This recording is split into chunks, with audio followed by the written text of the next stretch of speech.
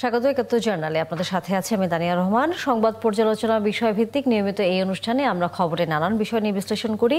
পত্রপত্রিকা, television, digital media এবং news পোর্টালে যে খবর শিরোনাম হয়ে থাকে তা আমরা জানিয়ে দিই। সেই খবরের সাথে যুক্ত মানুষদের আমরা সংযুক্ত করে নেই আমাদের আলোচনা টেবিলে। আমাদের স্টুডিও এবং অনলাইনে সংযুক্ত থাকা অতিথিরা সেসব খবরের ভেতরে ঢোকেন। আজ আমাদের সাথে আছেন সিনিয়র সাংবাদিক এবং সম্পাদক পার্বত্য নিউজের মেহেদী হাসান পলাশ। অনেক ধন্যবাদ এবং স্বাগত ৭১ জার্নালে যুক্ত হয়েছেন আপনি আমাদের সাথে। এবং দর্শক, বিভিন্ন সময়ে খবর পর্যালোচনায় আমরা আরও অতিথিরা পর্যায়ক্রমে সংযুক্ত করে নেব নানা রকম আলোচনার সময়। আমাদের সাথে এর মধ্যে অন্যান্য অতিথিরা যুক্ত হয়েছেন আশা করি। দর্শক, আমাদের সাথে আজিজুল বারী হেলাল, তথ্য বিষয়ক সম্পাদক কেন্দ্রীয় বিএনপির, এবং যুক্ত হয়েছেন ব্যারিস্টার ডক্টর নাজিব মোমেন, আইনজীবী সুপ্রিম কোর্টের, এবং এনসিপির এবি পার্টির দুঃখিত ব্যারিস্টার আব্বাস ইসলাম খান, যুগ্ম সাধারণ সম্পাদক। তিনিও নিশ্চয়ই আলোচনার কোনো এক সময় যুক্ত হয়ে যাবেন আশা করি। মেহেদী হাসান পলাশ, আপনাকে দিয়ে যদি একটু শুরু করি, সেটি হচ্ছে যে জুলাই সনদ নিয়ে নানা ধরনের এখনও রাজনৈতিক দলগুলোর মধ্যে দ্বন্দ্ব, চাওয়া না পাওয়ার এই বিষয়গুলো তো আছেই। এর মধ্যে আমরা জানি প্রধান উপদেষ্টা তার ভাষণে তিনি বলেই দিয়েছেন পরিষ্কারভাবে যে গণভোট হবে জাতীয় নির্বাচনের দিনে। সেটি নিয়েও রাজনৈতিক দলগুলোর এরই মধ্যে দ্বিমত পোষণ করছেন। আপনার কাছে কি মনে হয়, প্রধান উপদেষ্টা যেই পয়েন্টগুলোর ভিত্তিতে গণভোটের কথাগুলো বলেছেন সেটি নিয়ে এক ধরনের সাধারণ মানুষ বা বিভিন্ন রাজনৈতিক দল বলছেন যে, বিশেষ করে বিশ্লেষকরা বলছেন যে এটি সাধারণ মানুষের কাছে এই হানা ভোট বা গণভোটের প্রক্রিয়াটি আসলে আরও জানানো উচিত, আরও পরিষ্কার করা উচিত রাজনৈতিক দল এবং সরকার উভয়কেই, যাতে ভোটের দিন সাধারণ মানুষের ভিতরে কোনো ধরনের কনফিউশন তৈরি না হয়। আপনার কাছে কি মনে হয়? ধন্যবাদ আপনাকে এবং ৭১ টিভিকে। আপনি খুবই বর্তমান সময়ের জন্য অত্যন্ত আলোচিত একটা বিষয় সামনে এনেছেন। আসলে এই যে জুলাই সনদ যেটা ১৭ অক্টোবর স্বাক্ষরিত হলো, আমরা যারা দীর্ঘদিন ধরে অপেক্ষা করছিলাম যে জাতি এরকম একটা সিচুয়েশন থেকে আসলে সামনের দিকে এগিয়ে যাক, হঠাৎ করে দেখলাম ঐক্যমত্য কমিশন, যার আবার প্রধান উপদেষ্টাই, সেই ঐক্যমত্য কমিশন কিছু জিনিস নিজেরা যুক্ত করে দিল। হ্যাঁ, আমি ১৭ অক্টোবর এখানেই ছিলাম, এই অনুষ্ঠানেই ছিলাম, এবং আমি সেদিনই বলেছিলাম এখানে যে রেফারি হয়ে গোল দেওয়ার মতো। তো এই যে কাজটা তারা করলো, যার ফলে যেটা তারা নিজেরা ৯ মাস ধরে চেষ্টা করে গুছিয়ে এনেছিল সেটা কিন্তু আবার তারা নিজেরাই আবার এলোমেলো করে ফেললো। তো এই একটা দারুণ চরম অনিশ্চয়তার মধ্যে চলে যাচ্ছিলাম। তো সেখান থেকে আবার আমাদের প্রধান উপদেষ্টা তিনি যেই একটা উদ্যোগ নিয়ে একটা মোটামুটি চেষ্টা করেছেন শান্ত করার জন্য, এবং সেখানে দেখলাম যে বিশেষ করে এখনকার প্রধান রাজনৈতিক দল বিএনপি মোটামুটি তারা এটা মেনে নিয়েছে। তাদের কিছু কিছু বিষয়ে হয়তো আপত্তি আছে, তারপরেও তারা মেনে নিয়েছে। কিন্তু আবার দেখলাম যে অন্যান্য রাজনৈতিক দলগুলো তারা ভিন্ন ধরনের বক্তব্য দিচ্ছে। তো রাজনীতিতে এই বিতর্কটা থাকবেই, এবং যেহেতু প্রতিদ্বন্দ্বিতা রাজনৈতিক দল, তারা পরস্পরের প্রতিদ্বন্দ্বিতা করছে, তারা সবাই চেষ্টা করবে তারা তাদের মতো করে দাবি দাওয়া করে বলটি তাদের কোর্টে নিয়ে আসার জন্য। এটা খুবই স্বাভাবিক ব্যাপার, এটাতে কোনো অন্যায় নাই। কিন্তু এই বিষয়টা যদি আবার যখন এরকম হয়ে যায় যে তাল গাছটা আমার রেখে হয় আমি অথবা কেউ না, অথবা আমাদের বাংলায় একটা প্রবাদ আছে না যে জিদের ভাত একটা পশুকে দিয়ে খাওয়ানো, ওই জায়গাটাতে যেন চলে না যায়। ওই জায়গায় যদি চলে যায় তাহলে কিন্তু আবার এটা খুব খারাপ একটা পরিণতির দিকে যাবে। এবং আমরা সেখানে যেটা দেখতে পাচ্ছি, এই যে গণভোট, আমরা এইটা না হলে আমরা ইলেকশন হতে দেব না, কোনো রাজনৈতিক দলের পক্ষ থেকে বলা হচ্ছে, বা ফেব্রুয়ারি মাসে কোনো ইলেকশন হবে না, এটা কিন্তু আমাদের শঙ্কিত করে। আমরা আসলে চাই বাংলাদেশ এভাবে আনরুল অবস্থায় থাকুক। আপনি দেখেন, আপনি একটা শিরোনাম পড়ছিলেন যে বিচার বিভাগের লোকজন তারা আলটিমেটাম দিয়েছে, তারা কর্মবিরতি পালন করবে। একটা রাষ্ট্র এভাবে চলতে পারে না। প্রাইমারি স্কুলের শিক্ষকরা তারা সরকারি চাকরি করে, তাদের দাবি দেওয়া থাকতে পারে। দাবি দেওয়া তারা একটি নির্দিষ্ট, সেখানে সরকারি বিধিতেই বলা আছে তারা কিভাবে তাদের দাবি দেওয়াগুলো প্রেস করবে। তারা এসে এখানে বসে যাবে, তারা আন্দোলন করবে। সরকারি চাকরিজীবীরা যদি আলটিমেটাম দেওয়া শুরু করে তাহলে রাষ্ট্রটা কিভাবে চলবে? সরকারি চাকরিজীবীরা তো ট্রেড ইউনিয়ন না, ট্রেড ইউনিয়নের মতো আচরণ করতে পারে না। এটা সরাসরিভাবে তাদের চাকরি বিধির চরমভাবে লঙ্ঘন, কিন্তু রাষ্ট্র কোনো ব্যবস্থা নিতে পারছে না। এই যে অবস্থাটা তৈরি হয়েছে, কারণটা কি? এটা একটা নির্বাচিত সরকার না। সেই জন্য আমাদের আসলে দরকার একটা নির্বাচিত সরকার এবং দ্রুত একটা নির্বাচন। কারণ শুধু তাই না, আমরা আমাদের সীমান্তের ওপারে নানা জায়গায় নানা ধরনের ঘাঁটি তৈরি হতে দেখতে পাচ্ছি, নানা শঙ্কা তৈরি হতে পারছে। আমরা 1.5 বছর ধরে, শেখ হাসিনা 15 বছর ধরে যুদ্ধ বিমান কিনতে পারেনি, এই সরকার 1.5 বছর ধরে নানা আলোচনা করেছে, কিন্তু আমার আকাশ একেবারে উন্মুক্ত, আমরা কোনো যুদ্ধ বিমান কিনতে পারছি না। কারণটা কি? নানা ধরনের চাপ। এই সরকার নির্বাচিত সরকার না হওয়ার কারণে, তার ম্যান্ডেট না থাকার কারণে সে কিন্তু ওই বোল্ড ডিসিশনটা নিতে পারছে না। সেই জায়গাটাতে আমার দরকার হলো যে এই মানে এই পরিস্থিতিটা, আমরা যদি সবাই দেশকে ভালোবাসি, দেশের উন্নতির জন্য, দেশের সার্বভৌমত্বের জন্য, দেশের স্থিতিশীলতার জন্য, গণতন্ত্রটাকে রক্ষার জন্য আমাদের দরকার নির্বাচনটা হতে দেয়া। কারণ একটা নির্বাচনে আমরা সব পেয়ে যাব না। জি, যেহেতু নির্বাচনটা হতে দেওয়া, এবং সব রাজনৈতিক দল অবশ্য এই জায়গায় একমত যে তারা নির্বাচনটা চায়, সেটি ফেব্রুয়ারিতে হবে। তেমন বিএনপিও যেমন বলেছে, জামায়াত ইসলামী তারাও কিন্তু সেটা একই জায়গায় আছে। এনসিপিও বলেছে যে হ্যাঁ, তবে গণভোটের ইস্যুতে তাদের কিছু কিছু দ্বিমত ছিল। এখন আপনি যেটা আপনি একটা কথা বলছিলেন যে গণভোটটা মানুষকে বোঝানো যায় কিনা। দেখেন, গণভোট কিন্তু আমাদের দেশের মানুষ বুঝে, কারণ গণভোট এর আগেও হয়েছে। কিন্তু প্রশ্নটা হলো যে আমরা যেমন ধরেন প্রেসিডেন্ট জিয়াউর রহমানের সময় যে গণভোটটা ছিল, সেখানে একটা কথাই ছিল যে জিয়াউর রহমানের শাসন ব্যবস্থা আপনারা সমর্থন করেন কি সমর্থন করেন না, এইটা মানুষকে কিন্তু বেছে নেওয়াটা খুব সহজ। কিন্তু এখানে যে 4টা দফা, এবং সেই 4 দফার সাথে আবার লিঙ্ক করা হয়েছে আরো 30টা, এইগুলা একজন সাধারণ মানুষ কি তার পক্ষে, একজন ধরেন এই গণভোটকে দেবে, একজন রিকশাওয়ালা দেবে, গ্রামে যে একজন চায়ের দোকানদার দেবে, একজন কৃষক দেবে। এই বিষয়টি নিয়ে আসলে আমরা যেই কথাটি বিশেষজ্ঞরা বলছেন যে এটির আসলে পুরো বিষয়টা সহজ করবার দায়িত্ব রাজনৈতিক দল এবং সরকারের, যেহেতু আমাদের সাথে রাজনৈতিক দলের নেতারা যুক্ত আছেন। আরেকটা কথা আপনি একটু যোগ করে দিন যে গণভোট, আপনি আছেন আমাদের সাথে, আমরা একটু তাদেরও বক্তব্য আসলে নিয়ে আসতে চাই। আজিজুল বারী হেলাল যুক্ত হয়েছেন, অসংখ্য ধন্যবাদ। আপনার কাছেই আসতে চাই, সেটি হচ্ছে যে সবাই, আপনারা ছাড়া অন্যান্য রাজনৈতিক দলগুলো বলছে যে আপনাদের অনেকটা আসলে কথাই শুনেছেন প্রধান উপদেষ্টা যে জাতীয় নির্বাচনের দিনই গণভোট হতে যাচ্ছে। কিন্তু যেটি বিশেষজ্ঞরা বলছেন যে গণভোটটি কিভাবে হবে, সেখানে কি কি থাকবে, সেটি বোঝানোর জন্য, একটি সাধারণ মানুষকে, ভোটারকে বোঝানোর জন্য সে দায়িত্ব আসলে আপনাদেরকে নিতে হবে, রাজনৈতিক দলগুলোকে নিতে হবে। এখন আপনাদের কথা তো মেনে নিয়েছে সরকার যে গণভোট একই দিনে হবে। এখন গণভোটের প্রক্রিয়াটি সম্পর্কে আপনারা সাধারণ মানুষের কাছে যাচ্ছেন কিনা, বলছেন কিনা? আপনার প্রশ্নটার একটু ক্রিটিক করি যে বিএনপির দাবি মেনে নিয়েছে সরকার, এবং গণভোট এবং আপনার জাতীয় নির্বাচন একই দিনে হচ্ছে, এই বক্তব্যটা কিন্তু সঠিক না। এই বক্তব্যটা দিলে মানুষ ভুল বার্তা পাবে। ঐক্যমত কমিশনে যে 9 মাস 3 মাস ব্যাপী দফায় দফায় আলোচনার পরে মোস্ট অফ দ্য পার্টির অ্যাগ্রিজ যে আপনার ভোটের দিনেই গণভোটটা হবে। সুতরাং বিএনপির দাবির পক্ষে, এটা আমারও বক্তব্য না, এটি হচ্ছে অন্যান্য রাজনৈতিক দল বলছে যে বিএনপির কথা শুনেছে সরকার।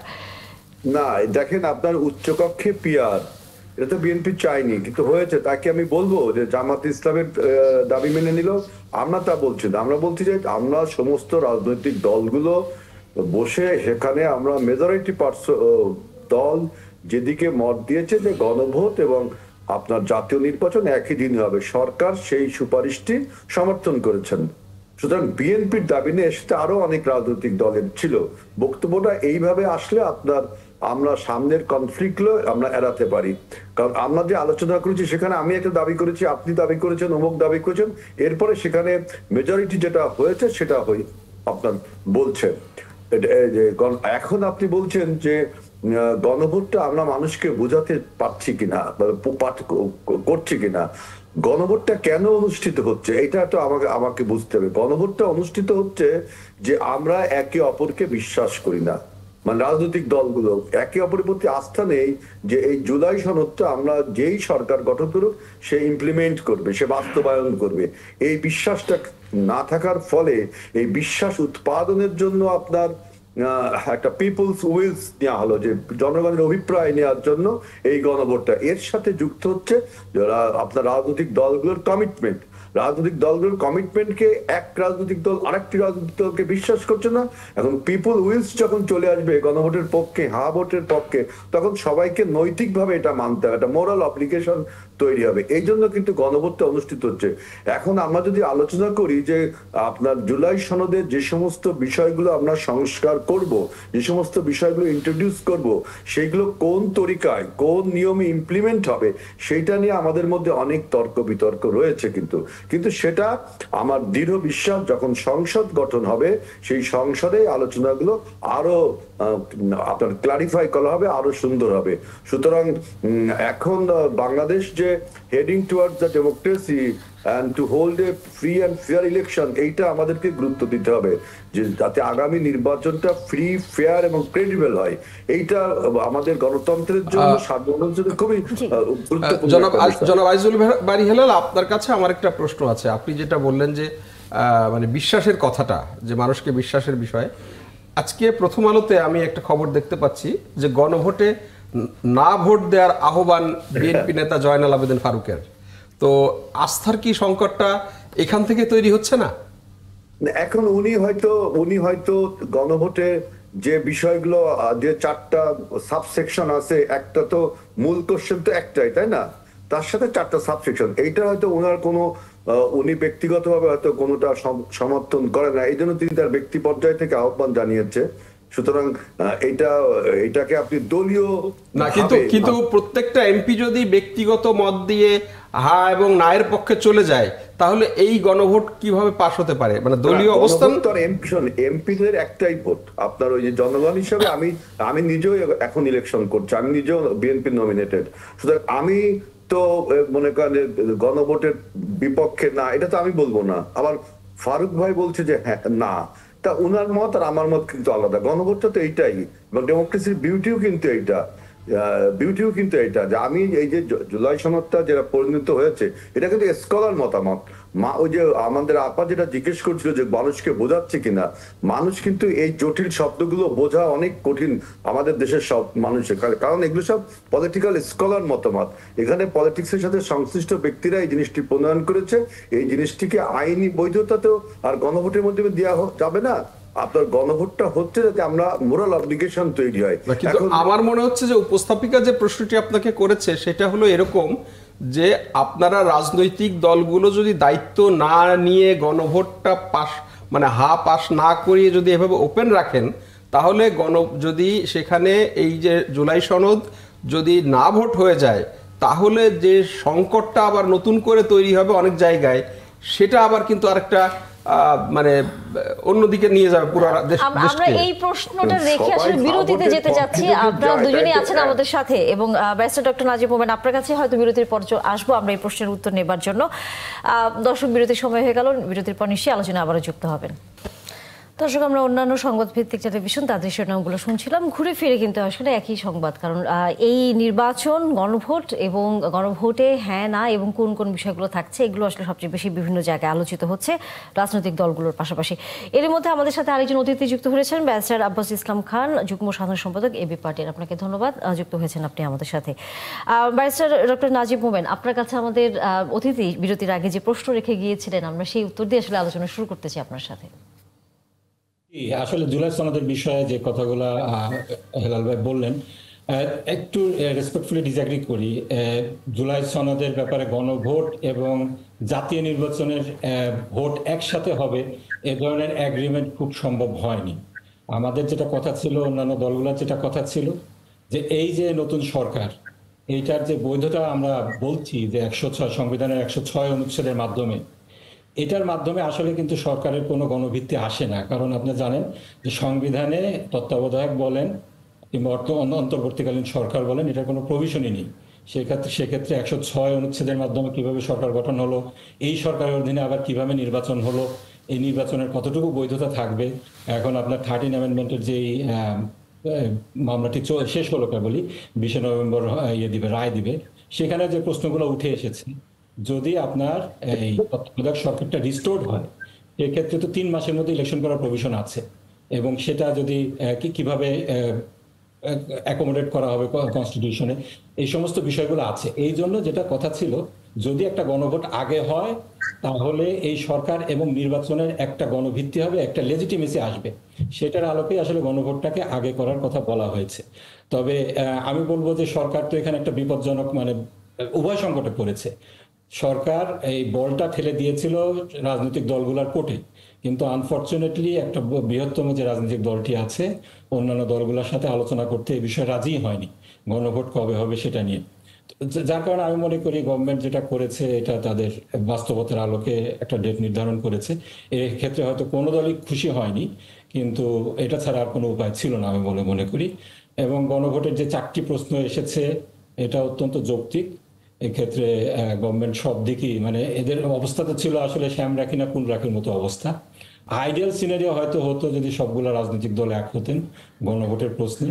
এবং এই যে গুরুতর যে প্রশ্নগুলা, যে আমাদের যে কনস্টিটিউশন আমরা রাখার কথা এখনো পর্যন্ত আছে, এইটার আন্ডারে আসলে যদি নিয়মতান্ত্রিক কথা বলি তাহলে ইলেকশন তো হয়তো 2029-এ, সেখানে ইলেকশনটা আগে হচ্ছে।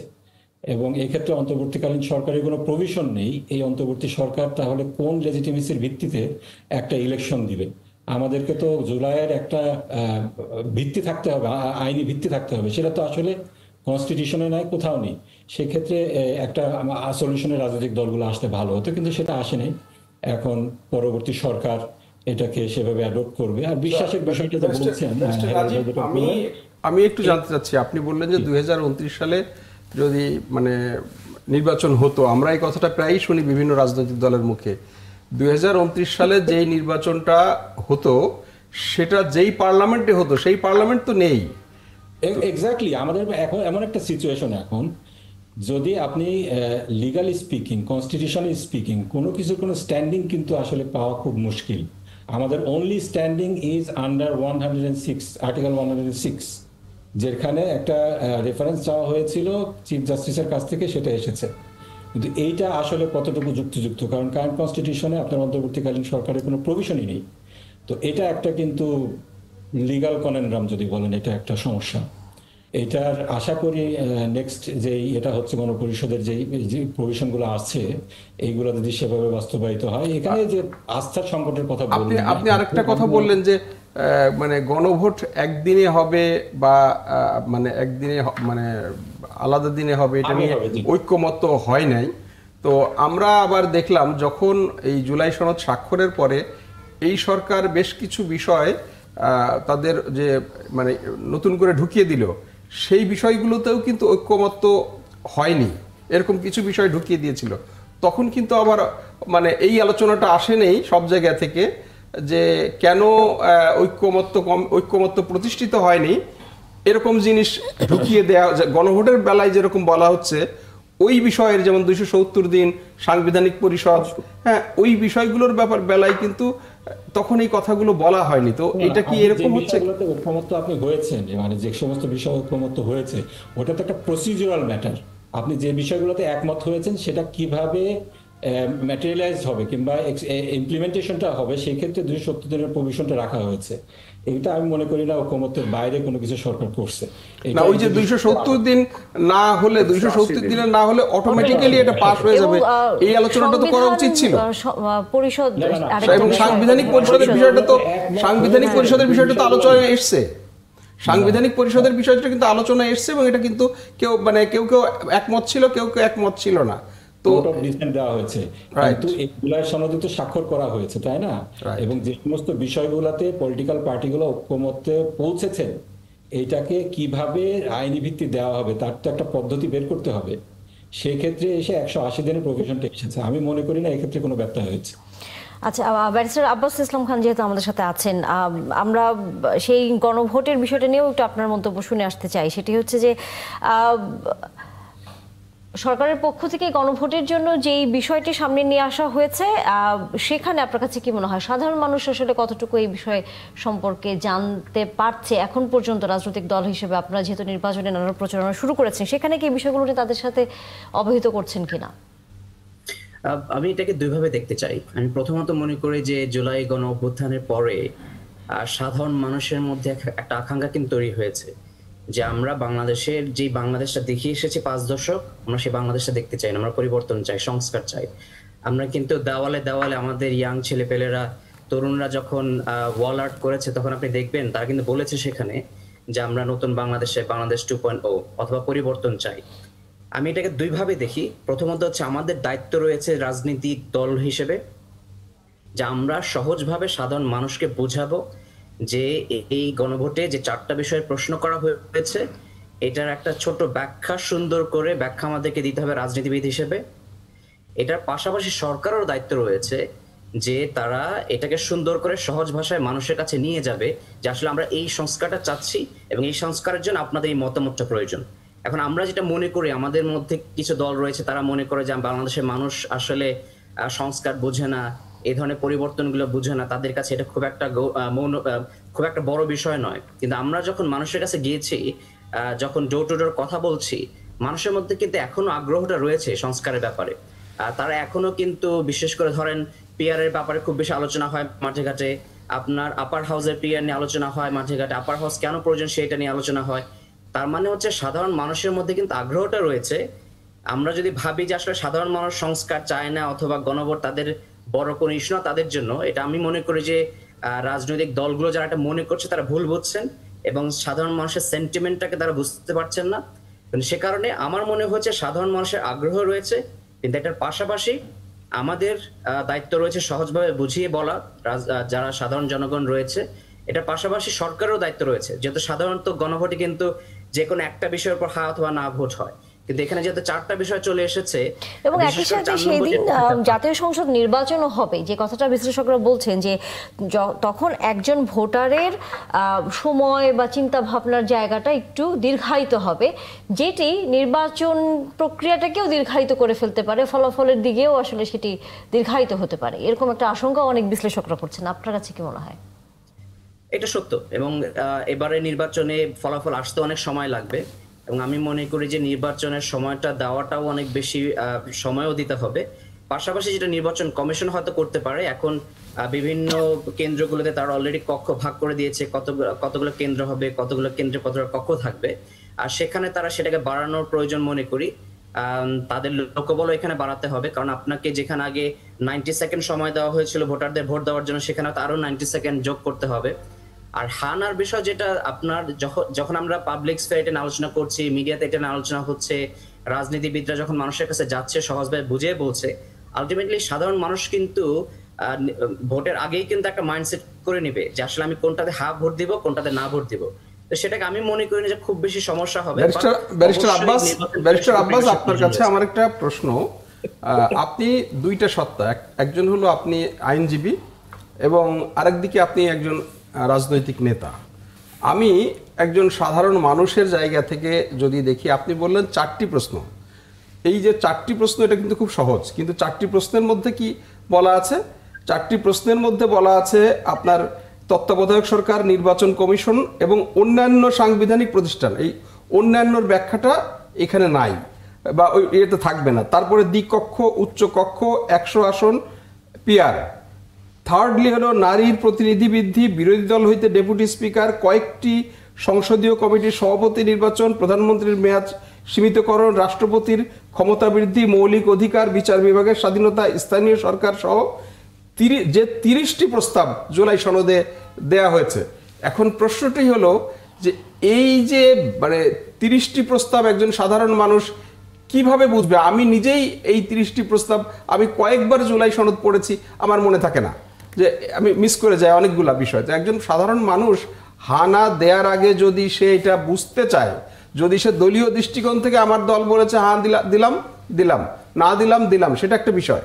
আর যদি সে বুঝে দিতে চায় একজন, এই যে আমি একটা লম্বা বিষয় নিশ্চয়ই আপনি পড়েছেন জুলাই এই যে অধ্যাদেশের যে আদেশটা, সেই আদেশটা আপনি পড়েছেন, একজন মানুষের পক্ষে কি এটা বুঝে মানে ভোট দেয়া কি খুব সহজ ব্যাপার? সহজ না, সেটা সত্য, এটাকে অস্বীকার করার কোনো উপায় নেই।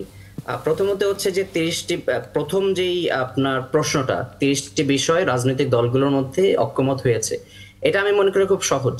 কারণ যেহেতু 30টা বিষয় সকল রাজনৈতিক দলগুলোই ঐক্যমত হয়েছে, তাদের ক্যাম্পেইনটা খুব সহজ হবে যে আমরা এখানে হা ভোটটা চাই, কারণ এটাতে আমাদের সকলেই আমরা ঐক্যমতে পৌঁছাতে পেরেছি। হয়তো আমার কাছে যেটা মনে হচ্ছে, যেটা একটু ডিফিকাল্ট হবে সাধারণ মানুষের বোঝার জন্য, সেটা হচ্ছে যে আপনার আপনার নির্বাচন কমিশন, ন্যায়পাল এবং অন্যান্য যে সাংবিধানিক পদগুলো রয়েছে, সেটার পদে কারা কারা আসবে, কারা কারা সেখানে নিয়োগ হবে, সেই যে নিয়োগের যেই প্রসেসটা এখানে বলা হয়েছে, সেটা হয়তো বোঝাতে একটু সময় লাগবে এবং সমস্যা হবে, এটা আমি মনে করি। কিন্তু সেটা এগেইন আমি বিশ্বাস করি যেটা সম্ভব। আমরা যদি সহজভাবে মানুষকে বোঝাতে চাই, ক্যাম্পেইন করে 3 মাস একটা লম্বা সময়, সাধারণ মানুষ যতটুকু পারার বুঝবে। আর যারা একটু শিক্ষিত, যারা জানতে চায় আর একটু ভালো করে বুঝতে চায়, তাদের জন্য তো খুব সহজেই অ্যাভেলেবল, অনলাইন অ্যাভেলেবল আছে। যে 30টা বিষয় একমত হয়েছে এবং অন্যান্য যে প্রশ্নগুলো এসেছে, সে প্রশ্নগুলো বিষয় কিন্তু অলরেডি খুব সুন্দর করে কিন্তু জুলাই সনদও কিন্তু আপনার পাবলিশ হয়ে গেছে। সেটা আমরা যতটুকু আমরা পরামর্শ দিয়েছিলাম যেটা সরকারকে, যেটা যদি আপনারা পারেন সহজ করে সাধারণ মানুষের কাছে অ্যাক্সেসিবল করে দেন, পৌঁছিয়ে দেন। এটা সত্য যে তাদের পক্ষে কঠিন, কিন্তু এটাও আবার সত্য আমাদের দেশের মানুষকে যদি আমরা এডুকেট না করতে পারি, তাদেরকে যদি সচেতন না করতে পারি, অর্থাৎ আপনি তাহলে আমরা আশা নতুন রাখতে বাংলাদেশ চান কিভাবে গড়ব? যে সাধারণ মানুষ আসলে বুঝেই তার ভোটটি দেবে, সেই কথা আপনি বলছিলেন। ব্যারিস্টার ডক্টর নাজিব মোমেন, আপনার কাছে একটু আসতে চাই, যদিও একটু বিরতির সময় হয়ে গেছে, বিরতির পরও হয়তো এই বিষয়টা নিয়ে আলোচনা আমরা করবো। সেটি হচ্ছে জামায়াত নেতা জনাব তাহির, তিনি বলেছেন আজকে একটি সংবাদ সম্মেলন ছিল 8 দলের বা আপনার সহ যারা 8 দলের নেতারা আছেন, সেখানে আপনারা বলছেন যে 3 জন উপদেষ্টা একটি দলের হয়ে কাজ করছেন, সরকারকে এক ধরনের বিভ্রান্তির মধ্যে তারা রাখছেন, এ ধরনের একটি কথা বলেছেন। 3 জন উপদেষ্টা কারা এবং কোন দলের হয়ে কাজ করছেন, এই বিষয়টি আসলে পরিষ্কার আপনার কাছে একটু আমরা জানতে চাই। যে না, আমি আসলে কারো নাম নিতে চাচ্ছি না। 3 জন উপদেষ্টা কারা কারা এটা জনগণ জানে। এবং আসলে দেখা যাচ্ছে যেটা, যে বিএনপি যখন প্রেশার দিচ্ছে গভর্নমেন্টকে, এটা বাস্তবতার আলোকে যেটা করা উচিত কিংবা স্বাভাবিকভাবে গভর্নমেন্টের জন্য যেটা করা উচিত ছিল, সেটার থেকে তারা ডেভিয়েট হয়ে তারা একদিকে চলে যাচ্ছে। তো এই একদিনের গণভোটের কথায় আমি ব্যারিস্টার আব্বাসের কথার সূত্র ধরেই বলতে চাই, আপনারা যে প্রশ্নটা করলেন, আসলে এখানে যে 4টা সাব কোশ্চেন দিয়ে দেওয়া হয়েছে এবং 30টা পয়েন্টের ব্যাপারে ঐক্যমত হয়েছে, এটা itself is a big issue. আপনাকে যখন আমি নিজেই বললেন যে 30টা কয়েকবার পড়ার পরেও এটাকে মনে রাখা, এটা মনে রেখে আবার এটা পক্ষে না বিপক্ষে সবটা মিলে আমাকে চিন্তা ভাবনা করে এখানে মতামত দিতে হচ্ছে। এটার সাথে যদি আপনি আবার যেই জাতীয় সংসদ নির্বাচনটাকে মিলিয়ে ফেলেন, এটা কতটুকু প্র্যাকটিক্যাল আমার মাথায় ধরে না।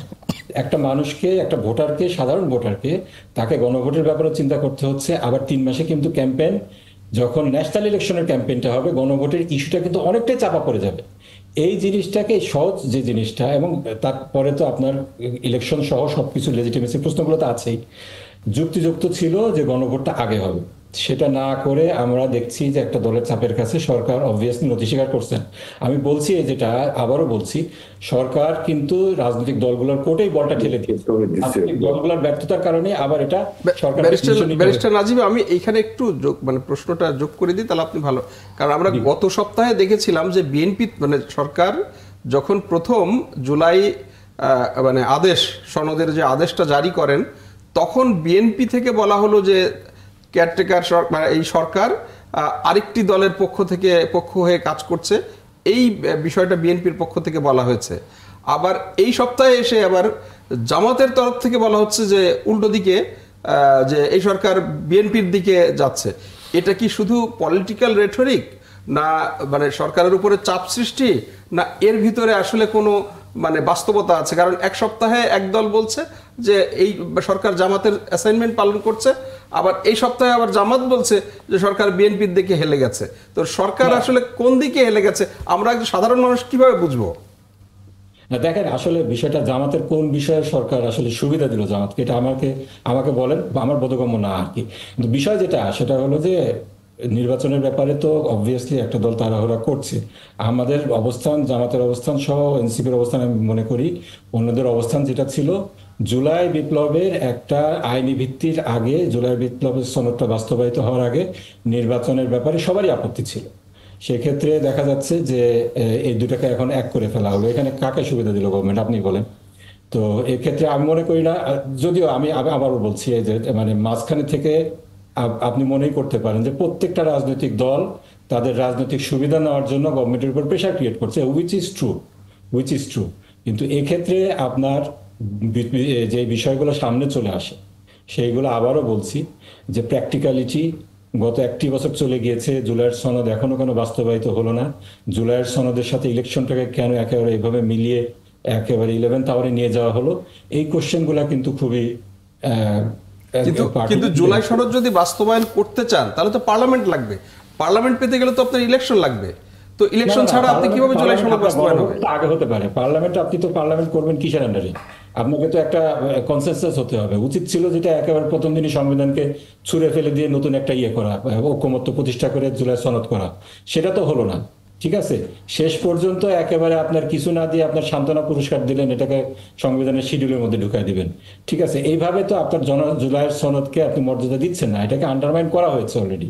এবং এইটাতে একটা দলের ছিল, প্রেশার ছিল, এটাকে তো আপনি অস্বীকার করতে পারবেন না, তাই না? সেই জন্যই আমরা বলছি আপনি যে একটা দলের প্রেশার বলছেন, একটা দলের প্রেশার বলতে কোন দলকে আপনি বোঝাচ্ছেন? বিএনপির কথা বলছি, বিএনপি প্রেশার ছিল। অবভিয়াসলি তারা এখনো বলছে, অনেক কথাই মাঝখানে এসেছে যে এই গভর্নমেন্ট, সালাউদ্দিন সাহেব বহুবার বলেছেন যা করছে সেটা বিএনপি রাখতে বাধ্য না। তারপরে জয়নুল আবেদিন সাহেব বললেন যে না ভোটের পক্ষে, প্রকাশ্যেই বলেছেন, তাই না? তো এইগুলো বিষয়গুলো তো আছে। হেলাল ভাই আস্থা সংকটের কথা বললেন, এটা তো তৈরি করা হয়েছে, তাই না? তৈরি হয়েছে থ্রু আউট দ্য ইয়ার। আমরা নিশ্চয়ই জনাব হেলাল যেহেতু আছেন আমাদের সাথে, আমরা তার কাছ থেকে প্রশ্নের উত্তর নেব, তবে বিরতির পরে সেটা আসলে এই উত্তরটি আমাদের শুনতে হবে। দর্শক, একাত্তর জার্নালে বিরতির সময় হয়ে গেল, বিরতির পর নিশ্চয়ই আবারও যুক্ত হবেন আলোচনায়। ধন্যবাদ দর্শক, সাথে থাকার জন্য আবার আমন্ত্রণ একাত্তর জার্নালে। আমাদের অতিথিরা যুক্ত আছেন আমাদের সাথে, আশা করি আজিজুল বারী হেলাল নিশ্চয়ই আছেন আপনি আমাদের সাথে। বিরতির আগে আপনার কাছে প্রশ্ন ছিল যে আপনি প্রশ্নটা কিন্তু কি করেছিলেন?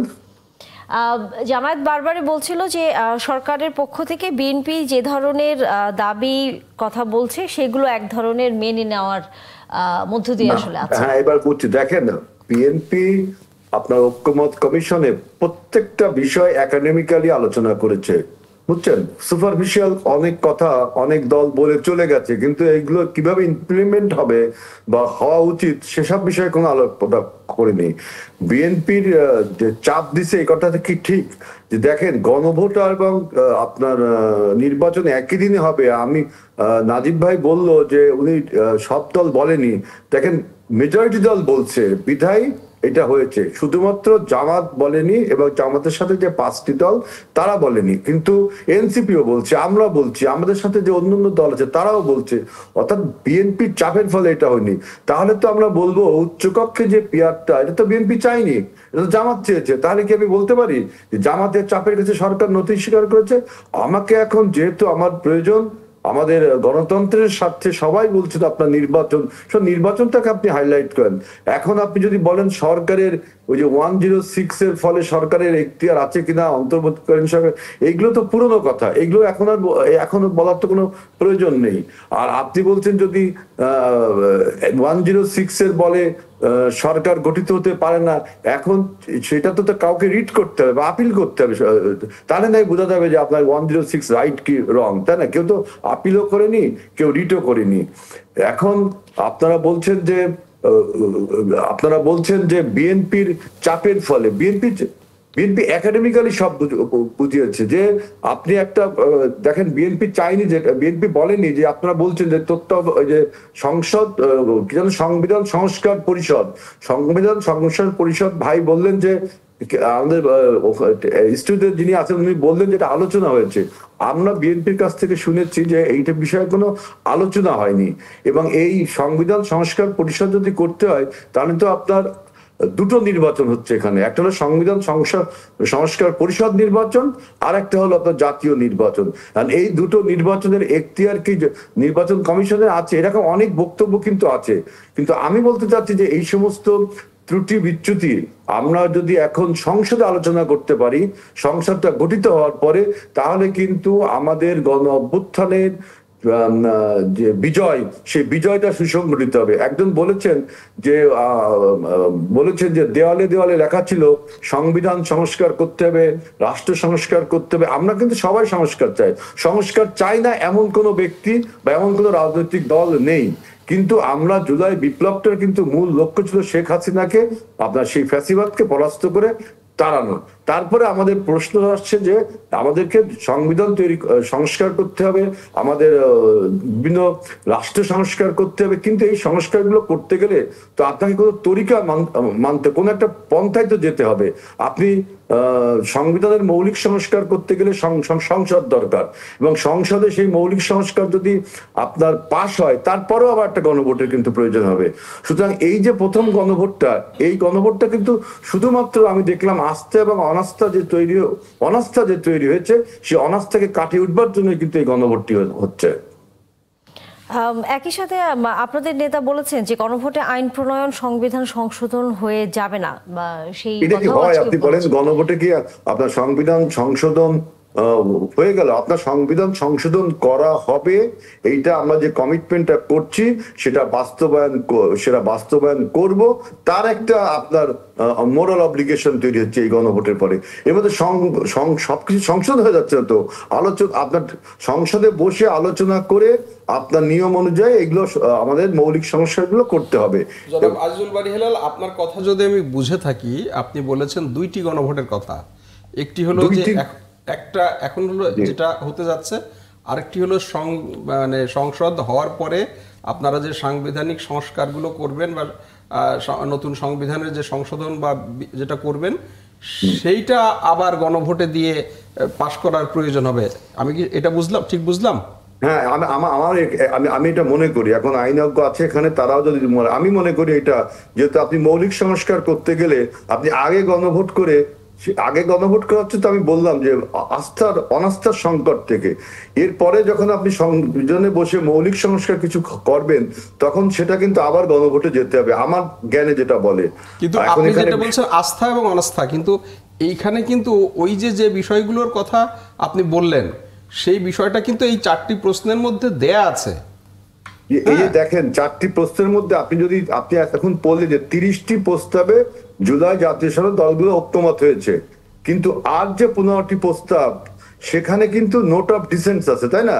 সেই নোট অফ ডিসেন্ট গুলো আমরা সহ স্বাক্ষর করেছিলাম, পরে এটা চেঞ্জ হয়ে গেছে। কিন্তু আমি 4 নম্বর যে সাবসেকশনে ওটা দেখলাম যে জুলাই সনদে বর্ণিত অন্যান্য সংস্কার রাজনৈতিক দলগুলোর প্রতিশ্রুতি অনুসারে বাস্তবায়ন করা, দ্যাট মিনস যে আমাদের যে নোট অফ ডিসেন্টস গুলো আমাদের আছে, এগুলো আমাদের যে নির্বাচনী ম্যানিফেস্টোয় থাকবে, সেগুলো তো আমাদের ম্যানিফেস্টোয় থাকবে। আমরা যদি সরকার গঠন করতে পারি, তখন আমাদের ম্যানিফেস্টো অনুযায়ী তো আমরা পরিবর্তনগুলো করব, সেটাই বলা হচ্ছে এখানে। ব্যারিস্টার আব্বাস ইসলাম, আপনার কাছে কি মনে হয় যে এই গণভোটে যে বিষয়গুলো সামনে নিয়ে আসা হয়েছে, সেটি দিয়ে তো আসলে এই মুহূর্তে সংসদ ছাড়া তো কোনোভাবেই আইন প্রণয়ন বা কোনো ধরনের সংবিধান সংশোধন করার কোনো সুযোগ নেই? ব্যারিস্টার আব্বাস, আমি আপনাকে প্রশ্নটা একটু ক্লিয়ার করি। আপনি একজন তো আইনজীবী, এবং ইনফ্যাক্ট এই প্রশ্নটা আপনারা দুইজনই যেহেতু আইনজীবী, আমি দুজনকেই করতে চাই যে আজিজুল বারী হেলাল যে প্রশ্নটি আজকে এখন তুলেছে, এবং সালাউদ্দিন আহমেদ বিএনপির স্থায়ী কমিটির সদস্য বলছেন যে আমাদের যেহেতু সংবিধান এখন একটা মানে সাস্টেইন করছে বা বহাল আছে, সেই সংবিধান অনুযায়ী আপনার সাংবিধানিক যে কোনো সংস্কার করার জন্য আপনার দরকার, মানে গণভোট দরকার, এবং সেটার জন্য পার্লামেন্ট দরকার। তো তাহলে এটা পার্লামেন্ট ছাড়া এই গণভোট করার সম্ভব না, মানে পার্লামেন্টে পাস না হওয়া পর্যন্ত। তাহলে আমরা আগে করে ফেলছি কেন? মানে এটা কি আইনগতভাবে কতটা সঠিক বা বেঠিক? আপনারা দুইজন আইনজীবী আছেন, আপনাদের দুজনের কাছেই এই প্রশ্নটা আমার থাকছে। জি, ধন্যবাদ। প্রথম কথা হচ্ছে যে গণভোট অবশ্যই করতে পারে, কারণ হচ্ছে আপনার এই সরকারকে গণঅভ্যুত্থানের পরে একটা বিশেষ পরিস্থিতিতে আমরা বিভিন্ন আর্গুমেন্ট করতে পারি যে তারা 106 এর রেফারেন্সের মাধ্যমে সরকার গঠিত হয়েছে, অথবা তাদের ম্যান্ডেট ছিল গণঅভ্যুত্থান, সেটা নিয়ে আর্গুমেন্ট হতে পারে। কিন্তু এটা তো সত্য যে সরকারের আন্তর্জাতিকভাবে এবং জাতীয়ভাবে তাদের একটা স্বীকৃতি আছে, 1 নম্বর। সেই স্বীকৃতি থেকে তারা কিন্তু চাইলে গণভোট করতে পারে এই জুলাই সনদের উপর। কিন্তু এটা আবার আজিজুল বারী হেলাল ভাই যেটা বলছে সেটাও সত্য। আমি একটু স্টেপ বাই স্টেপ যদি আসি আর কি। প্রথমত হচ্ছে এই গণভোটটা কি করবে? এই গণভোটটা হচ্ছে প্রথমত আপনার জুলাই সনদের বৈধতা দিবে। 2 নম্বর হচ্ছে এই গণভোটের মাধ্যমে আপনার যে পরবর্তী সংসদ, তাদের এক্সট্রা একটা আলাদা দায়িত্ব দিবে, সেটা হচ্ছে সংবিধান সংস্কার। কারণ সাধারণ যে পার্লামেন্ট যেটা হয়, সে সাধারণ পার্লামেন্টে কিন্তু আপনার সংবিধানটাকে তারা অ্যামেন্ড করতে পারে, কিন্তু যেগুলো মৌলিক সংবিধানের যে কিছু মৌলিক জায়গাগুলো রয়েছে, সেটা কিন্তু সাধারণ একটা সংসদ তারা কিন্তু কখনোই চেঞ্জ করতে পারে না। তো সেটার জন্যই এই গণভোটের মাধ্যমে পরবর্তী সংসদকে একটা কনস্টিটিউয়েন্ট পাওয়ার দেওয়া হচ্ছে। তার মানে হচ্ছে একটা নির্দিষ্ট সময় এখানে বেঁধে দেওয়া হচ্ছে 180 দিন। এই 180 দিনের মধ্যে তাদের নিয়মিত সংসদের কাজের পাশাপাশি তাদের আলাদা একটা দায়িত্ব থাকবে, সেখানে তারা এই সংবিধানের যে মৌলিক যেই ধারাগুলো রয়েছে সেটাকেও তারা চাইলে অ্যামেন্ড করতে পারবে জুলাই সনদের ভিত্তিতে। কিন্তু সংবিধানে তো বলা আছে যে আপনি সংসদে পাশ হওয়ার পরে গণভোটে দিবেন, কিন্তু এইটা যেহেতু মানে এইটা যেহেতু সংবিধানে বলা আছে সংসদে পাশ হওয়ার পরে আপনি সেটা যাচাই করার জন্য গণভোটে দিবেন, কিন্তু এখানে আপনি যখন এটা আগেই করে ফেলছেন তখন কি এটা সংবিধান ভায়োলেশন হচ্ছে কিনা, যে প্রশ্নটা মানে বিএনপির তরফ থেকে তোলা হয়েছে। বলি আসলে সংবিধান যদি বলেন সংবিধানে গণভোটের কোনো প্রভিশনই নেই। আপনি তো সংবিধান, বর্তমান সংবিধান যদি মানেন উইথ 15 অ্যামেন্ডমেন্টস, আপনার তো গণভোটের কোনো ইয়েই নেই, প্রভিশনই নেই।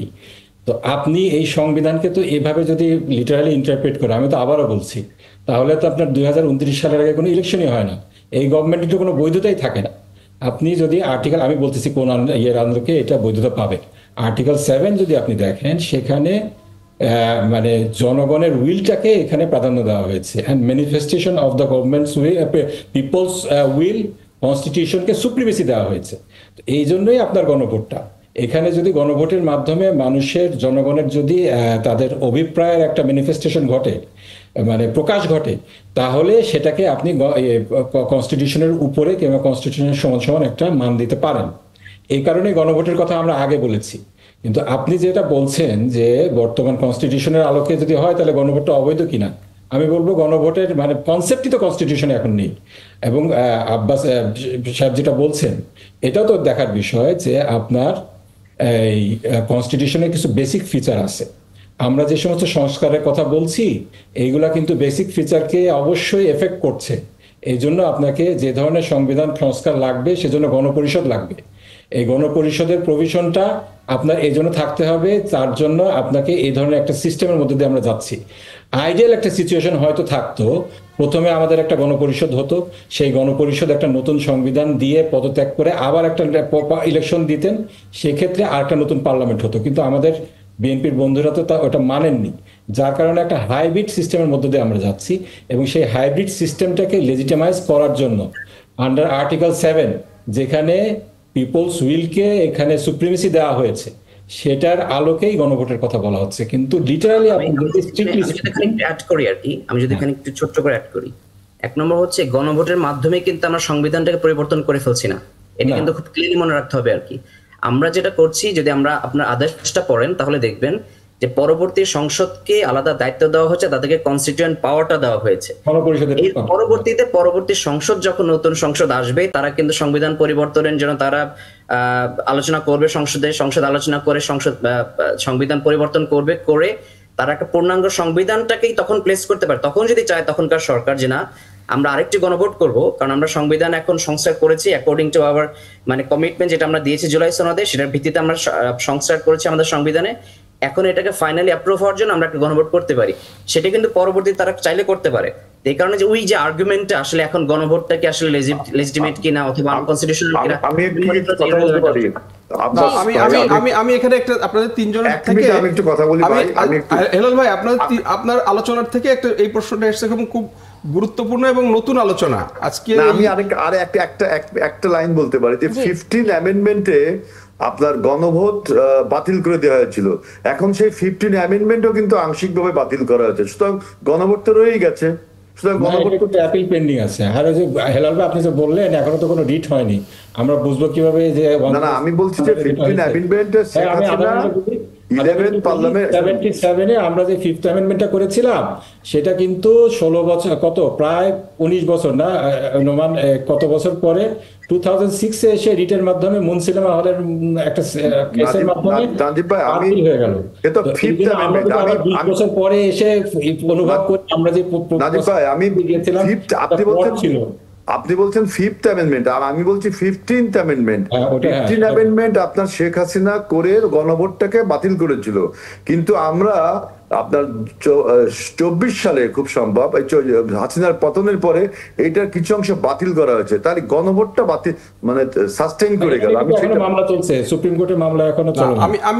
আমি একটু আপনাদের তিনজনের আলোচনা থেকে একটা নতুন বিষয় বেরোলো, যেটা বাংলাদেশে একেবারেই নতুন আলোচনা আমার কাছে মনে হচ্ছে, এবং আজকেরই ইয়ে থেকে মানে টকশো থেকে বা ৭১-এর জানাল, সেটা হলো দ্বিতীয় গণভোট। এটা কিন্তু খুব আলোচনায় হয়নি, এবং যেহেতু আজিজুল বারী হেলাল বলেছেন এবং ব্যারিস্টার আব্বাস মোটামুটি এটাকে সমর্থন করেছেন যে আসলে একটা দ্বিতীয় গণভোটের প্রয়োজন হতে পারে বা চাইলে তারা করতে পারে। ব্যারিস্টার নাজিব, আপনি কি সেটা মনে করেন কিনা? না, আমি মনে করি না দ্বিতীয় গণভোট লাগবে, কারণ এখানে যে অর্ডিন্যান্সটা জারি হয়েছে সেখানে এটা গণপরিষদের একটা স্ট্যাটাস দেওয়া হচ্ছে, যে এটা হচ্ছে আর কি, কমিটিটা হচ্ছে ন্যূনতম ৬০ জনের, এবং এটা যেহেতু তাদেরকে সেই স্ট্যাটাস দেওয়া হচ্ছে, তারা যখন এটাকে অ্যাডপ্ট করে ফেলবেন তখন আর আপনার নতুন করে গণভোটের প্রয়োজন হবে না। নাজিব ভাই, এটা তো অর্ডিন্যান্স না, এটা তো আদেশ জারি করতেছে। এখানে তো হ্যাঁ, তো আদেশ জারি করলে তো সংবিধান দুইটা হয়ে যায়। আদেশ একটা নিজেই সংবিধান। এখন প্রশ্ন করলে অনেক তর্ক বিতর্ক বেড়ে যাবে, বুঝছেন? আদেশ জারি করা হয়েছে পরবর্তীতে, তার মানে কি ওটা একটা সংবিধান, আবার আমাদের এক্সিস্টিং সংবিধান আছে। এখন আলোচনা করলে অনেক বড় ডিবেট হয়ে যাবে, বুঝছেন? আমরা আসলে আমাদের সময় একেবারেই কম, তবে যেহেতু সামনে নির্বাচন আসছে, নির্বাচন ঘিরে সেই তর্ক বিতর্ক আসলে হতেই থাকবে। তারপরেও নির্বাচন সুষ্ঠুভাবে হবে এবং সবাই অংশগ্রহণ করবে, আমরা সেই প্রত্যাশা রাখতে চাই। অসংখ্য ধন্যবাদ আমাদের সকল অতিথিকে। আবারও নিশ্চয়ই আলোচনা করবার সুযোগ হবে আপনাদের সাথে সামনের দিনগুলোতে। দর্শক, ৭১ জানুয়ারি বিরতির সময় হয়ে গেল, বিরতির পর নিশ্চয়ই আবারও যুক্ত হবে। বাজারে প্রচুর শীতের সবজি সরবরাহ আছে, কিন্তু সেটি কোনোভাবেই দাম নিয়ন্ত্রণ করা যাচ্ছে না, সাধারণ মানুষের হাতের নাগালে আসছে না। আজকের দিনের যদি খবর একটু আমরা বলি, যে বেশিরভাগ সবজি কেজি প্রতি বিক্রি হচ্ছে ৬০ টাকার উপরে, এবং কৃষকরা পাইকারি বাজারে গিয়ে যেটি দেখা গেছে যে তাদের কাছ থেকে কেনা সবজি ভোক্তার কাছে পৌঁছাতে দাম বাড়ছে ৫০%-এরও বেশি, যে কারণে বাজার থেকে কৃষক বা ক্রেতা কেউই স্বস্তি পাচ্ছেন না, সেই খবর আসলে আছে। যুক্ত হচ্ছেন আমাদের সাথে SM নাজের হোসাইন, ভাইস প্রেসিডেন্ট ক্যাবের। আপনাকে স্বাগত জানাই ৭১ জার্নালে, এবং সময় দিয়েছেন তার জন্য অসংখ্য ধন্যবাদ। ঘুরে ফিরে আমরা যখন আসলে বাজারের বিষয়গুলো আসি, একটি শব্দের সাথে আমরা সবাই কম বেশি পরিচিত, গণমাধ্যম কর্মীর পাশাপাশি সাধারণ মানুষ, সেটি হচ্ছে সিন্ডিকেট, যে নিয়ন্ত্রণ করছে অদৃশ্যভাবে কোনোভাবেই, সেটি শীতের সবজি হোক, চালের বাজার হোক, তেলের বাজার হোক, যেই বাজারই হোক না কেন। এই সিন্ডিকেটটি মানে বছরের পর বছর চলছে। সরকার পরিবর্তন হচ্ছে আমরা জানি, তারপরেও তাদের কোনো পরিবর্তন হচ্ছে না, অদ্ভুতভাবে তারা একই রকম জায়গায় রয়ে গেছে। তাদেরকে পরিবর্তন করবার আসলে মেকানিজমটা কি হতে পারে আপনার কাছে মনে হয়, বা আদৌ আসলে আমরা পারবো কিনা কোনোদিন? ধন্যবাদ আপনাকে। আসলে প্রশ্নটি আমরা দীর্ঘদিন ধরে করে আসছি, সেটা হচ্ছে মানে সিন্ডিকেটের অস্তিত্ব আছে, সিন্ডিকেটকে মানে দমন করা, নিয়ন্ত্রণ করা যাবে কিনা, এটা প্রশ্ন। তবে আমরা যেটা বলছি, আসলে সিন্ডিকেটের নিয়ন্ত্রণের ক্ষেত্রে আমাদের সরকারের সদিচ্ছা আছে কিনা, সরকার চায় কিনা। যদি চায় তাহলে অবশ্যই সম্ভব, কারণ আমরা দেখছি সরকারের থেকে অনেক কঠিন কঠিন কাজ সমাধা করেছে, তাহলে এটা হবে না কেন? তো এখন ধরেন মানে মাঝে মধ্যে আমরা যখন এরকম সাংবাদিকরা আমাদের অ্যাডভাইজারদেরকে মানে প্রশ্ন করে, তখন অনেক সময় তারা বলে যে এরকম সিন্ডিকেটের কথা যখন বলে, তখন কিন্তু আবার সরকারের কর্তা ব্যক্তিরা বলে ওঠেন যে আসলে সিন্ডিকেট কোথায় দেখিয়ে দেন, তাহলে আমরা ব্যবস্থা নেব। তো যখন মানে সরকারের পক্ষ থেকে বিষয়টি স্বীকার করা হবে, তখন কিন্তু এটা আসলে ফাইন্ড আউটের প্রশ্ন আসবে বা তাদেরকে বের করার বিষয়গুলি আসবে। কিন্তু সরকারে যারা যায় তারা কিন্তু কোনোভাবে স্বীকার করতে চায় না সিন্ডিকেট কোথায় আছে। সিন্ডিকেট তো আসলে এটা কোনো মানে জড় পদার্থ নয় যেটা কোনো এক জায়গায় স্থির হয়ে আছে, এটা কোনোভাবে হয়ে আছে। আমরা যেটা বারবার বলছি সেটা হলো যে সিন্ডিকেট হলো যে মানে একটা চক্র, যেটা আসলে মানুষকে জিম্মি করে এই ধরনের অতিরিক্ত মুনাফা লুটে নিচ্ছে, মানুষের পকেট কাটছে, এইগুলো এরকম মানে একটা চক্রকে ধরা, এটাই হলো আসলে সিন্ডিকেটের অর্থ। তো এই বিষয়টাই কিন্তু মানে নির্ধারকরা আসলে মানতে চায় না বলেই কিন্তু আসলে ধরা যাচ্ছে না। ধরতে চাইলেই কিন্তু ধরা যাবে। আপনি বাজারে গেলেন, যেই বাজারেই যান, কারণ বাজারে যান অথবা বগুড়ার যেখান থেকে সবজি আছে সেই জায়গাতেই যান, প্রতিটা জায়গায় একটি চক্র, একটি গ্রুপ, যেটা মধ্যস্বত্বভোগী আমরা বলি অনেক সময়, তারাই কিন্তু আসলে এই যে আপনি যেরকম বললেন যে আসলে কৃষক যারা, তারা প্রকৃত মূল্যটি পাচ্ছে না, আবার আমরা যারা ক্রেতা আমাদেরকে বেশি দামে কিনতে হচ্ছে। এবং আপনি হিসাবও দেখিয়েছেন যে 50% বেশি দামে কিন্তু আমাদের ক্রেতাদেরকে মানে কিনতে হচ্ছে। এই যে একটা অবস্থা, সেই অবস্থার পরিত্রাণ এগুলো তো আমাদের চোখের সামনে হচ্ছে। আমরা দেখতেছি কিছু লোক এই জায়গাতে যারা আসলে সত্যিকার অর্থে কোনো প্রোডাকশনের সাথে জড়িত নয়, তারা এখানে এসে হাত বদল করে মানে এই বিষয়গুলো নিয়ে যাচ্ছে। এবং আমরা আপনাদের টেলিভিশন ইয়েতেও অনেকবার বলেছি, এখানে আরতদার, কমিশন এজেন্ট, মানে এরকম নানাভাবে নানা গোষ্ঠী কিন্তু আমাদের যে সবজির বাজার বলি, অন্য যে বাজারগুলি বলি, সব জায়গাতেই তারা কিন্তু। আমরা পেঁয়াজের কথা যদি একটু আপনার সাথে আলোচনা করি, সেটি হচ্ছে যে আবারও দাম বাড়ছে এবং বাণিজ্য উপদেষ্টা তিনি কিন্তু বলেছেনও যে যদি ব্যবসায়ীরা এই জায়গায় নিয়ন্ত্রণ না করেন তাহলে হয়তো আমদানির কথাও হয়তো ভাববে সরকার। এবং একই সাথে সাধারণ কৃষকদের যে উৎপাদিত পেঁয়াজ সেটি স্টোর করার একটি পদ্ধতির কথাও আমরা গত 2-1 দিন ধরে শুনছিলাম, যে হয়তো দেশের কোনো পদ্ধতির মাধ্যমে সেটি স্টোর করে যাতে পরবর্তীতে বাজারে সেটা নিয়ন্ত্রণ করা যায়, বাজারে ছাড়লে হয়তো বা সাধারণ মানুষ কিনে খেতে পারবে, সেরকম একটা পরিকল্পনা হয়তো নিতে পারে সরকার। তাতেও কি খুব একটা নিয়ন্ত্রণে আসবে বা সাধারণ মানুষের হাতে নাগালে কি আসলে পণ্যটি পৌঁছাবে? পেঁয়াজের বেলায় যেটা হলো যে আমরা তো পেঁয়াজের বিষয়ে অনেকবার বলেছি, সেটা হচ্ছে যে সমস্ত এলাকাতে পেঁয়াজগুলো উৎপাদিত হয়, এখানে কৃষকের হাতে পেঁয়াজ থাকে না। এই পেঁয়াজগুলি কিন্তু আসলে কমিশনের যে আড়তদার, মানে যারা মোকাম, তারা কিন্তু এই পেঁয়াজগুলি নিয়ে যায়। তো এখন সরকার এই যে ধরেন বাণিজ্য উপদেষ্টা বললেন, কিন্তু সেটা মাঠ পর্যায়ে যে সমস্ত জায়গায় পেঁয়াজের স্টক থাকে সেই জায়গাতে অভিযান পরিচালনা করছে, এরকম খোঁজখবর কিন্তু আমরা পাইনি। আচ্ছা, এইখানে আমি একটা প্রশ্ন করি আপনাকে, সেটা হলো যে আপনি বলেছেন যে সরকার যদি চায়, হ্যাঁ, তাহলে এটা সম্ভব।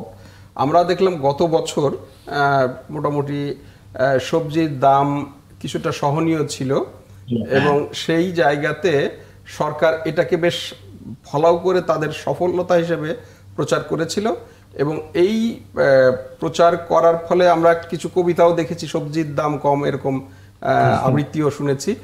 প্রশ্নটা হলো যে এবছর যে মানে হলো না, তার মানে কি সরকার কি এটা চাইছে না, না সরকার সিন্ডিকেটের কাছে আত্মসমর্পণ করলো? এটা হলো একটা প্রশ্ন। আর দ্বিতীয় প্রশ্নটা আপনার কাছে, সেটা হলো যে আপনারা যারা এই যে কনজিউমার্স অ্যাসোসিয়েশন, আপনারা দীর্ঘদিন ধরে এই মানে বিষয় নিয়ে কাজ করছেন, আপনাদের তো এক্সপার্টিজ আছে, তাহলে আপনারা সুনির্দিষ্টভাবে এই সিন্ডিকেটটা কিভাবে হয়, কোথা থেকে হয়, এটা তো ওই যে আপনি বললেন যে আড়তদার থেকে শুরু করে মানে প্রথম যারা কিনে তার থেকে শুরু করে সরকার পর্যন্ত এই সিন্ডিকেটের সাথে জড়িত থাকে, হ্যাঁ, রাস্তার সবাই। তো সেই জায়গাগুলো আপনারা কেন একেবারে পরিষ্কার করে জনগণের কাছে এটা তুলে ধরছেন না? না, ধন্যবাদ। আসলে আপনি ঠিকই বলেছেন, সেটা হলো যে গত বছর মানে সবজি বা অন্যান্য অনেকগুলি আইটেমের দাম কম ছিল। এটার পিছনের যে কারণ হলো যে যেহেতু সরকার পরিবর্তন হয়েছে একটা গণ অভ্যুত্থানের মাধ্যমে, ওই সময়টা যারা এই ধরনের অপকর্ম করে তাদের ভিতরে একটা ভয়ভীতি কাজ করছিল যে ছাত্র জনতার হাতে তারা কোনোভাবে আক্রান্ত হবে কিনা, তাদের ওখানে অভিযান পরিচালনা হবে কিনা, এরকম একটা বিষয় ছিল, যেটা কারণে এবার আর সেই ভয় পাচ্ছেন না ব্যবসায়ীরা, এই কারণে আবারও অনিয়ন্ত্রিত হয়ে যাচ্ছে। সেই এই প্রশ্নটি আসলে রেখে আজকের আলোচনা শেষ করতে চাই, কারণ সামনের দিনগুলোতে নিশ্চয়ই আবারও বাজারের পরিস্থিতি নিয়ে আলোচনা করবার প্রয়োজন হতেও পারে। এস এম নাজির হোসেন, অসংখ্য ধন্যবাদ যুক্ত হয়েছেন আপনি আমাদের সাথে। দর্শক, আমরা বাজারে নানা পরিস্থিতি নিয়ে কথা বলছিলাম, তবে স্বাভাবিকভাবেই আমরা চাই যে সাধারণ মানুষের হাতের নাগালে নিশ্চয়ই থাকবে বাজার এবং সেটি নিয়ন্ত্রিত থাকবে, ক্রেতাদের যাতে তারা কিনতে পারেন সেই সহনীয় পর্যায়ে। আলোচনা শেষ করতে হচ্ছে মেহেদী হাসান পলাশ, আবারও নিশ্চয়ই কথা হবে, নিশ্চয়ই আমরা আবারও অন্যান্য বিষয় আপনাকে পাবো। ধন্যবাদ আজকে আমাদেরকে সময় দিয়েছেন। ধন্যবাদ আপনাকে।